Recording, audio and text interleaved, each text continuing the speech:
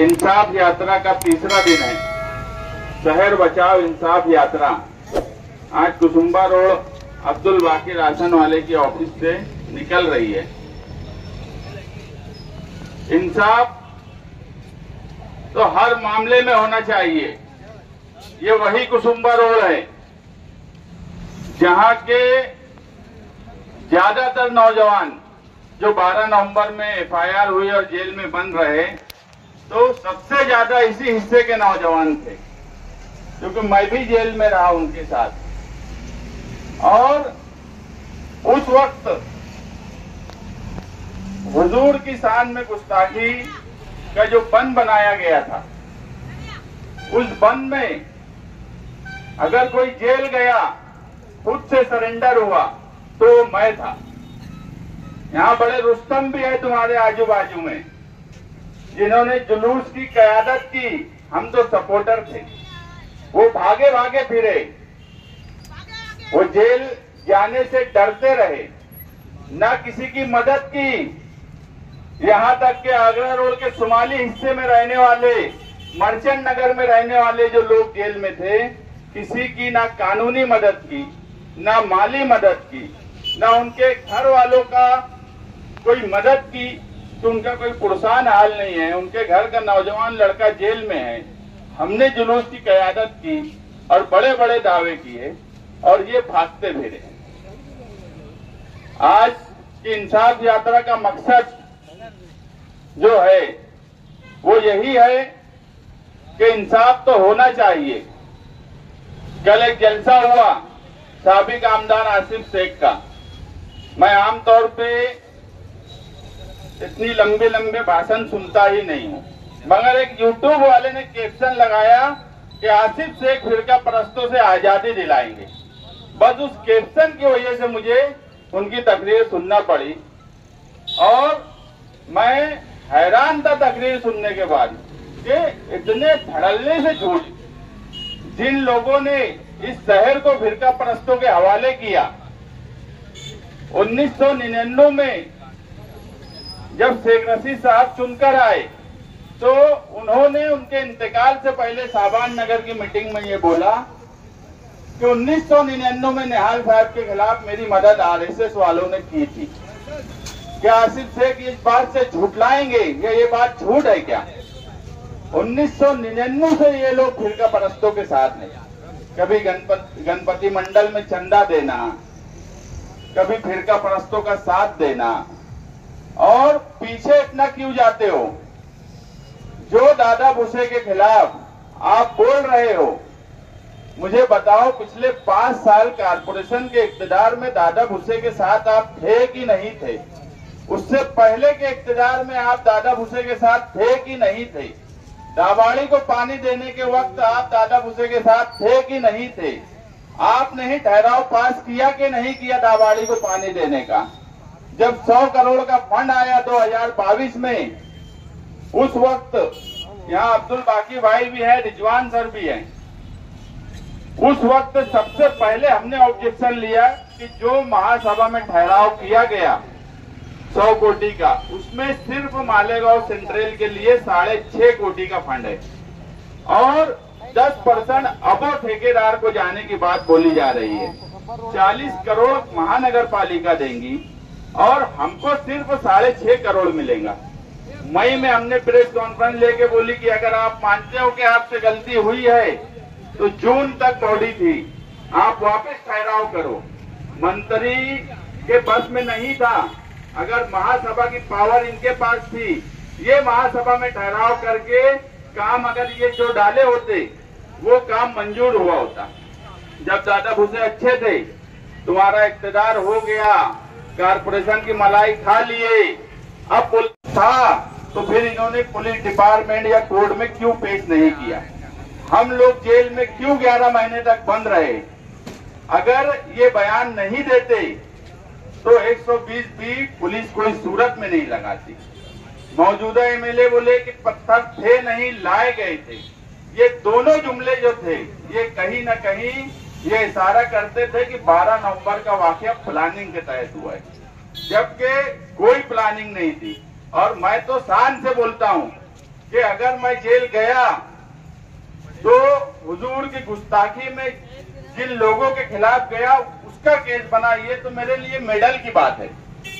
तुम कभी जेल नहीं गए, इससे पहले जब जेल गया तब भी फिरका परस्तों के खिलाफ गया, जब बुलंद इकबाल और मैं थे, मजिंदर सिरके और सुभाष मालू के खिलाफ। हमेशा हमने इस शहर में फिरका परस्ती के खिलाफ लड़ा। गढ़ की यात्रा जब निकली, अभी तो बड़े शान से बोलते हैं ये गढ़ की यात्रा निकली तो एमएलए ने कुछ नहीं किया, ये तो हम भी मानते हैं, पूरा शहर मानता है कि मौजूदा एमएलए ने कुछ नहीं किया। तुमने क्या किया? तुम ये तो बताओ। गढ़ की यात्रा के वक्त भी सबसे पहले खिलाफ बोलने वाले समाजवादी के लोग थे, सबसे पहले कोर्ट जाकर उनको जेल भिजवाने वाले लोग समाजवादी के थे। अभी शिवाजी महाराज के पुतले के पास जो आंदोलन हुआ, ये सिविल हॉस्पिटल जो है वो भी फिरका परस्ती के भेंट चढ़ जाता, मगर उस आंदोलन की वजह से ये सिविल हॉस्पिटल नदी के इस पार रह गया, नहीं तो इस सिविल हॉस्पिटल को भी खंडर बनाने की तैयारी हो चुकी थी। उस वक्त भी आप कुछ नहीं बोले। अगर इतने ही बहादुर थे तो आना था शिवाजी पुतले महाराज के पास, फिरका परस्तों के सामने डट कर रहना था, जिस तरह हम डट कर खड़े थे। बोलने का मतलब ये है कि ये सब फिरका परस्तों की जो बात अब बोली जा रही है, ये सिर्फ बोलने की बात है। अमली तौर पर साबिक एमएलए आसिफ शेख एक वाकया बताए, इस 5 सालों में 7 सालों में मालेगांव शहर में मंत्री के खिलाफ या फिरका परस्तों के खिलाफ इन्होंने अगर कुछ अमली तौर पे किया हो तो अमली तौर पे 0। 5 साल दादा भुसे बहुत अच्छे, सारा फंड देने का काम तुमने किया नदी के उस पार, और अब जब इलेक्शन आने लगा तो अब दादा भुसे के खिलाफ बोल के क्या करेंगे? अगर तुम इतने ही अवामी होते, मालेगांव सेंट्रल की फिक्र होती, तो उस वक्त तुम दादा भुसे को जो सहूलत देते थे वो नहीं दिए होते। कम से कम अवाम का जो मामला मालेगांव सेंट्रल से जुड़ा था उसकी तैयारी करते। अब दोनों एक दूसरे को बोलते हैं कि ये काम नहीं किए, वो बोलते वो काम नहीं किए। सच्ची बात यह है कि तुम दोनों ने काम नहीं किया, इसीलिए शहर का हाल 25 साल में ये हो गया। मानते अब दोनों हैं कि काम नहीं हुआ। अगर काम इस शहर में हुआ होता तो ये दोनों को एक दूसरे पे इल्जाम लगाने की जरूरत नहीं पड़ती। ना इनके पास मुस्तकबिल के लिए कोई प्लान है, ना इनके पास कोई ऐसा रोड मैप है कि ये शहर को किस तरह से डेवलप करेंगे। सिर्फ ठेकेदारी, भ्रष्टाचारी, बदउनवानी, इसके अलावा इस शहर में 25 सालों में कुछ नहीं हुआ।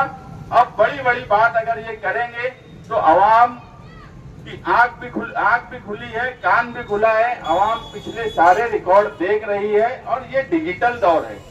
अब ऐसा नहीं होता कि तुम आज जो बोले वो पिछली जो बात है वो लोग भूल जाने वाले हैं, वापिस सब चीज आती है। यूट्यूब के खजाने में सारी चीजें महफूज होती है। 5 साल पहले तुम दादा भुसे के साथ किस तरह से थे ये भी महफूज है, और आज तुम किस तरह की बात कर रहे हो, अमली तौर पे सारा फायदा पहुंचाना, जब इलेक्शन आए तो दादा भुसे की बुराई करना। दादा भुसे के खिलाफ अगर आसिफ शेख ने एक भी काम ऐसा किया हो जो फिरका परस्ती के खिलाफ हो, जो मालेगांव सेंट्रल के हक में हो, तो इन्होंने बड़े स्क्रीन लगा के बोलने की बात बोलते हैं कि मैं स्क्रीन लगाऊंगा, बताते कभी कुछ नहीं। स्क्रीन लगाने की सिर्फ बात ही की जाती है। ये बताए कि अमली तौर पे इन्होंने 5-7 साल में शहर का नुकसान दादा भुसे के साथ मिलकर किया कि नहीं किया।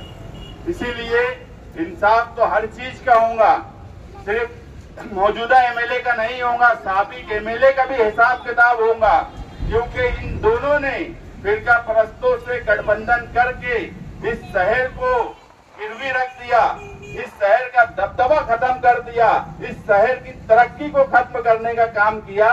इसलिए ऐसे लोगों को सबक सिखाने का वक्त आ गया है। आज हम वोट मांगने के लिए नहीं आए हैं, आज हम इंसाफ मांगने के लिए आए हैं, और मुझे यकीन है कि शहर बदलाव चाह रहा है और आने वाले वक्त में इस शहर में बदलाव होगा, और आजी और माजी दोनों एमएलए को घर बैठाया जाएगा। जो लोग ये बोलते हैं कि ये खड़े रहेंगे तो इसकी वोट काटेंगे, ये खड़े रहेंगे तो उसकी वोट काटेंगे, हम भी अगर असेंबली इलेक्शन लड़ रहे हैं तो पूरा खाका बना हुआ है। किसकी वोट कटेंगी किसकी नहीं कटेंगी, हम दोनों को काटने के लिए आए हैं और इंशाअल्लाह दोनों को काटेंगे। हम इतने भी बेवकूफ नहीं है। 2019 के असेंबली इलेक्शन में मुफ्ती साहब जीत के आने के बाद यही बोले थे कि मुस्तकीम डिग्निटी की हिकमत अमली, मुस्तकीम डिग्निटी की कोशिश, मुस्तकीम डिग्निटी अगर मेरे साथ नहीं होता तो मैं इलेक्शन हार जाता।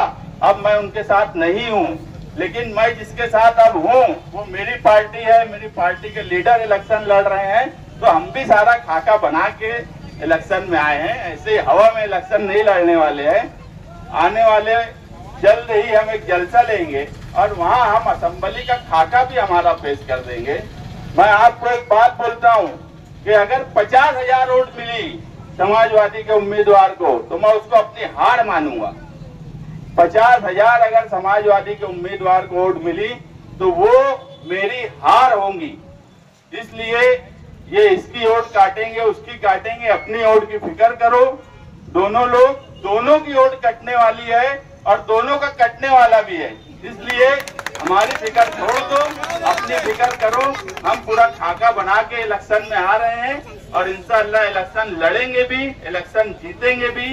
मैं यहाँ पर आए हुए तमाम ही लोगों का शुक्रिया अदा करता हूँ। अब ये यात्रा यहाँ से शुरू। डायमंड कारपेट, हमारे वहाँ कारपेट, ग्रास, हेडलोन, रेलवे वाला कारपेट होलसेल रेट में दिया जाता है। हमारा पता याद रखें, मुस्तफा बंगार बाजार, डायमंड कारपेट।